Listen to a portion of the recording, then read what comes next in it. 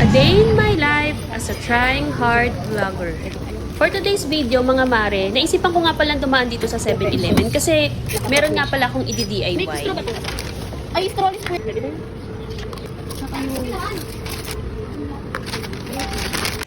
For today's video mga mare, samahan niyo akong gumawa ng yung nagka-trending na DIY sa 7-Eleven.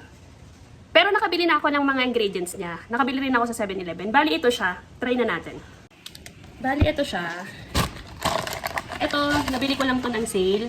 Tapos, bumili ako ng stick na black coffee. Sa dali ko lang to nabili. Tapos ito, kanina nabili ko to sa 7-Eleven pagdaan namin. May cup na siya. Ay, may tube ice na siyang kasama, tsaka yung cup. 10 pesos lang to ah. Tapos, hindi mawawala tong hazelnut na syrup. Ito, dalawa na binili ko. 10 pesos lang naman ang isa. Tapos itong straw. Wala kasi tayong straw, pero pwede na. Tsagain na lang natin. So, simulan na natin siya. So, meron ako dito baso. Tapos ito, yung coffee block. Unahin na natin. Kailangan kasi matunaw muna siya. Tapos, ganyan. Lagyan natin siya sa baso. Kutsara. Siguro mainit na tubig, kahit konti lang para lang matunaw. Yan. Tapos, ito, ihaluin. Yan, konti lang. Para lang matunaw siya. Then, kunin na natin itong baso. Konti na lang nabili ko to, 10 pesos lang.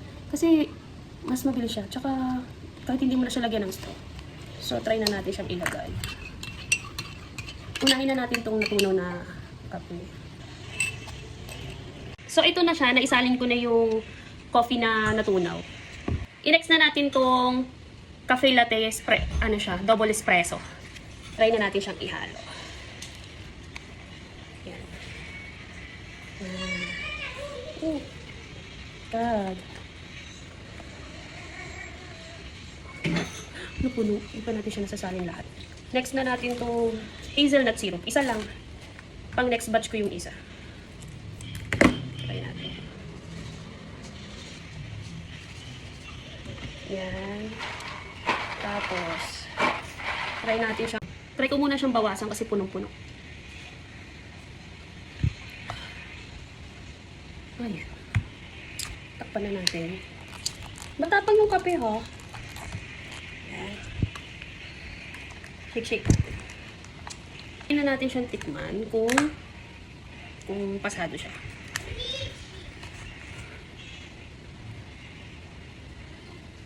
Ah, sarap. Sarap niya. Try nyo na din. Ang sarap. DIY lang to. Try pa natin ilagay yung iba para mas masarap yung natira. Ooh, nice. May natira pa ako isa nito para sa next batch ko naman to. Kasi meron pa rin din akong trip. Tikman na natin.